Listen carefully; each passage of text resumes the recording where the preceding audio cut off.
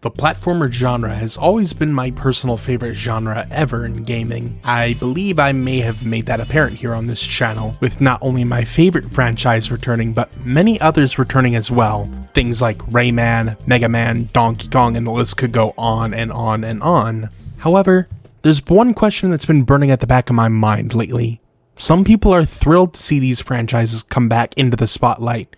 I, for one, am one of those people, cause, really looking forward to a particular one. But there's a new concern I have for these franchises. But I say new very loosely because this is something that has happened before. Something I'm sure you have heard before as well, but I'll just give my 2 cents anyway. The platforming space was very small up until the recent point of today. Most platforming mascots you would see would either be between Mario, Sonic, or a bunch of indie developers attempting to make their mark on the map with their new studios and whatnot. This in itself is far from a bad thing. The quality for these things were always there from Mario, the indie platformers, and I want to say Kirby as well, just to shoehorn that franchise in as another example. Sonic was a little iffy, so he's not the best example for that statement. We've had beloved remakes of beloved platforming IPs like Crash and Spyro, of course, some new entries for Mega Man, and I suppose by extension you could count Banjo getting to Smash alongside Rayman starring in Mario plus Rabbids DLC. But for the most part, after a good bit, it was radio silent for other franchises. And for a good bit as well, all hope felt lost for most of these franchises. That was until something unexpected happened.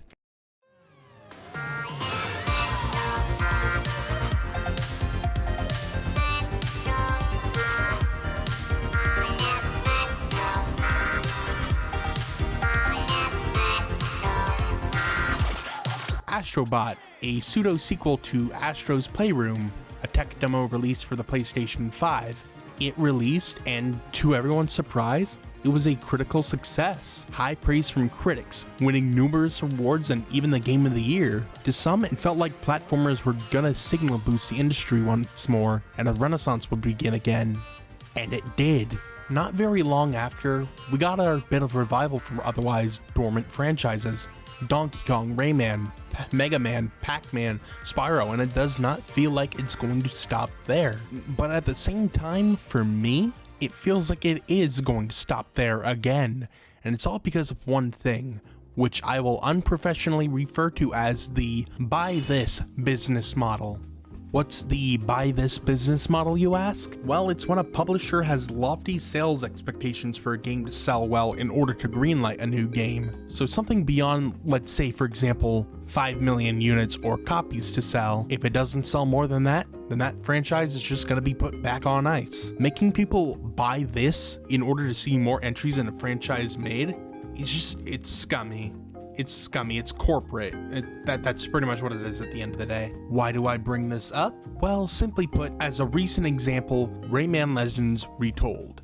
Good looking game so far, but of course it's going to be affected by that business model. It was stated by Ubisoft that they teased a more adventurous 3D Rayman game if by chance Legends Retold ends up doing well. And on paper, it sounds very promising, does it not? Well, not with a scummy business model like the BTBM model. I don't know. It's always been such a scummy mindset and business practice to have.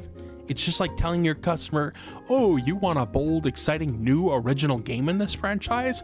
Oh, well, too bad you didn't buy the remake of one of the most recent entries you may not have wanted. And that's pretty much what I'm trying to get at for this point. What is just stopping them from making a new game? Pinning the future of a franchise on a remake of a very recent game in your franchise that people may not want, it's mind-boggling, to say the least. Even when it's been publicly widespread that people want a new, bold, ambitious new game in their franchise.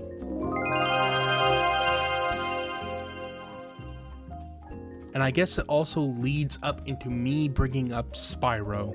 they got me in a chokehold for A Realm Beyond. I really want this damn game, keep in mind. And I did mention in a previous video about my concerns on how the public would react to the new Spyro being announced and how the reception would be, and for the most part, it's doing phenomenally in the public's eyes. The gameplay looks very interesting. I want to see how they'll implement the flight mechanics, but of course, there's still public concern on whether it'll have platforming or not. I would probably say yeah, but then again, we were only given an 8-second teaser of the gameplay, and I do feel it's kinda wonky to critique something based on very minuscule snippets of something. I'm sure Toys for Bob isn't tone deaf and is aware that Spyro is a platforming franchise, so I wouldn't worry too much in regard to that specifically. Anyways, I'm getting off topic. I may as well bring this part up. Spyro Reignited Trilogy, selling over 11 million copies, is part of what helped greenlight A Realm Beyond, a lot of which were mostly fan outcries as well to help the greenlight, but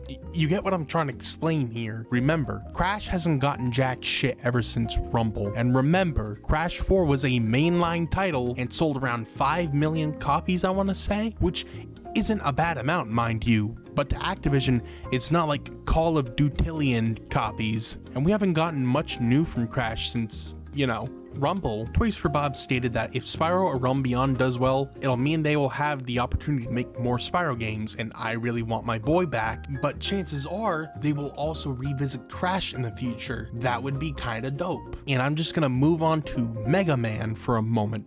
While I'm not the biggest Mega Man fan out there, I can at least say each game is usually well made and very fun, even if they aren't really my cup of tea. But outside of a few things, I have really not heard too much buzz around Dual Override. I'm sure it's gonna do well, but I hope you understand at least a smidge of concern there is. But what about franchises I'm not too concerned about? Well, Donkey Kong is one for sure. It was radio silent for years until we got Donkey Kong Bonanza last year, followed up with this year with Country Returns HD, alongside Emerald Rush events going on for the game, still going on for this day. It assures me, at the very least, and I want to assume others, that DK is a part of Nintendo's focus nowadays. Of course, nowadays, Sonic is also thriving with all the movies, games, and collaborations, and had a very interesting comeback of sorts. I won't get too into detail about that because that's for another video. I don't even think I want to go into detail about Mario because that's very obvious. And of course, the indie scene is thriving on platformers. While not as popular, they are just as good as what you would get from AAA publishers. Bubsy being revived and getting his first good game ever by an indie developer wasn't really on my bingo card, but hey, I suppose life is always full of surprises.